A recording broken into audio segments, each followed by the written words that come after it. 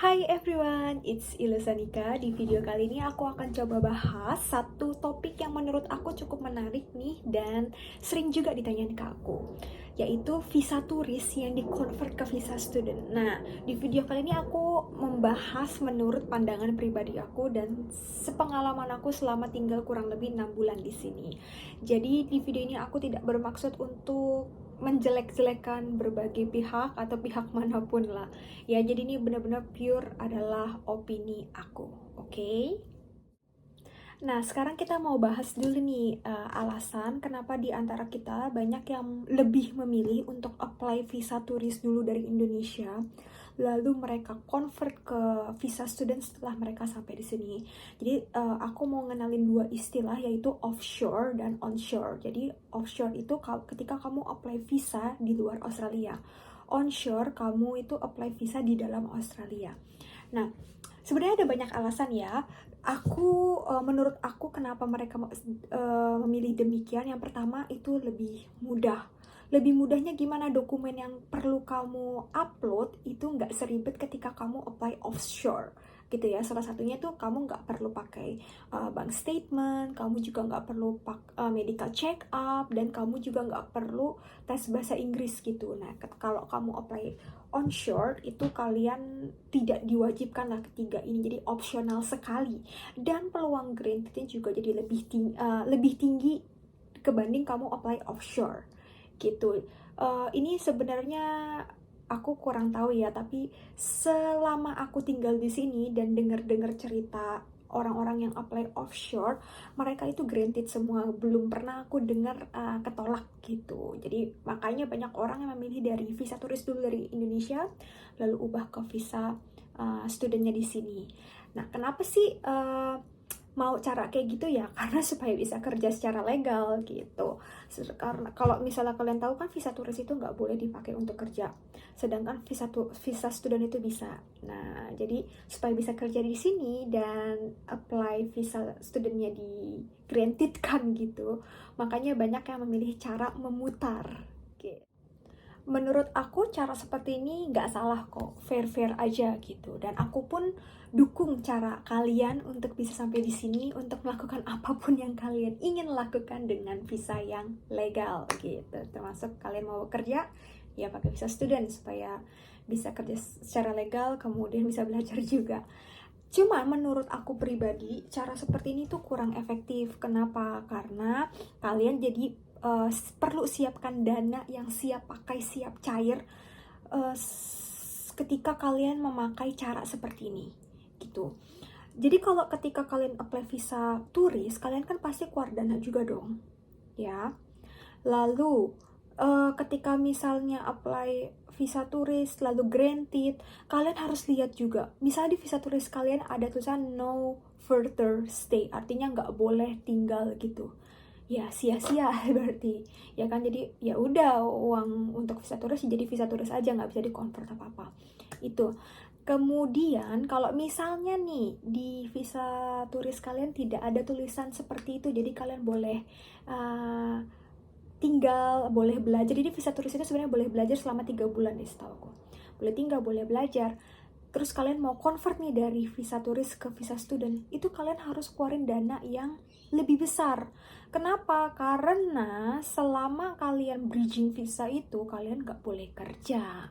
Ya, itu ilegal kalau misalnya kalian kerja ketika lagi bridging visa ini. Nah, terus dananya dari mana dong? Dana hidup ya dari kalian sendiri gitu. Jadi aku udah kasih insight ke kalian ya, betapa mahalnya biaya hidup di sini. Kayak misalnya untuk tempat tinggal aja aku 200 gitu seminggu. Mungkin misalnya kalau kalian bisa cari yang lebih murah 150, ya tetap aja seminggu 150 tuh artinya 1,5 juta teman-teman. Oke, terus biaya makan juga. Mungkin biaya makan kalian udah irit-iritin nih seminggu misalnya $50. Ya berarti 2 juta seminggu.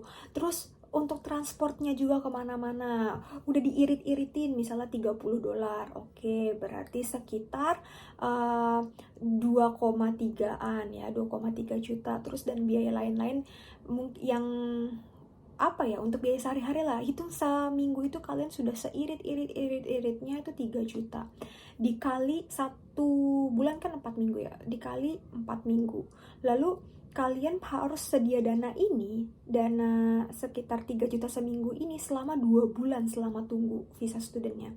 Karena nggak langsung granted juga, macam-macam, ada yang 2 minggu di granted, ada yang seminggu, ada juga 2 bulan, ada juga yang lebih dari 2 bulan. Nah, jadi kalian harus pertimbangkan opsi ini gitu, karena stres juga kalau misalnya nggak bisa kerja, terus harus ngeluarin biaya yang banyak gitu. Tapi di antara kita juga banyak kok yang misalnya selama pegang bridging visa ini mereka itu kerja secara ilegal, yaitu pakai kayak cash on hand gitu loh, jadi kerjanya cash. Itu juga nggak masalah sih, aku tidak menyalahkan karena kan itu untuk bertahan hidup juga, cuma menurut aku cara seperti itu salah ya. Oke, selain living cost yang perlu kalian pertimbangkan, kalian juga harus pikirkan biaya agent. Ya, di sini itu biaya agentnya sekitar 3 jutaan. Jadi nanti mereka itu akan bantu kamu untuk apply visa student kamu gitu di sini. Nah, kan 3 juta itu juga nggak kecil, ya kan? Terus kemudian ada juga nih biaya yang perlu kalian pikirkan, yaitu biaya kuliahnya dan biaya asuransinya. Itulah paling murah biaya kuliah, dan biaya asuransinya itu sekitar $5.000.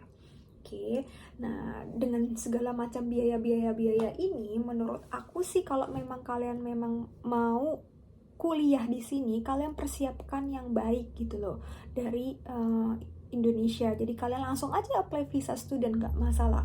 Kalau misalnya kalian persiapkan dengan baik, segala sesuatunya kalian susun dengan bagus gitu, pasti granted visa studentnya. Oke. Terus di sini aku juga mau kasih insight gitu ke kalian ya. Jadi jangan pernah berpikir kalian apply visa student supaya bisa kerja. No, visa student itu sebenarnya untuk belajar ya, untuk kuliah. Sedangkan kalau misalnya kalian mau kerja pun, nanti setelah Juni 2023 kita cuma bisa kerja 24 jam doang seminggu. Kerja legal ya, kalau kalian mau ilegal terserah kalian, itu haknya kalian.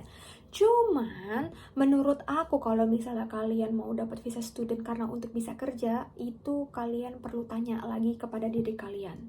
Oke, karena visa student ini tuh untuk belajar, dan ini sebenarnya investasi yang bagus untuk diri kalian, karena setelah kalian lulus kalian kan bisa apply visa yang bekerja. Oke, jadi nanti kalian bisa dapat nih visa kerja tuh sekitar 2-4 tahun tergantung, dan kalian bisa bekerja sesuai dengan bidang bidang jurusan yang kalian ambil lah, atau sebagai macamnya. Dan nantinya juga kalian bisa jenjang ke PR gitu. Oke, jadi menurut aku konklusinya ya, visa turis ke visa student itu menurut aku oke-oke aja, nggak masalah. Tapi yang jadi pertimbangan adalah di biaya ya, di biaya. Jadi kalau kalian uangnya banyak gitu, dan tidak ada tanggungan, tidak ada beban beban keluarga ya, paham ya, maksudnya beban keluarga artinya kalian perlu menafkahi keluarga ya, kalian boleh-boleh aja pakai visa turis lalu apply ke visa student.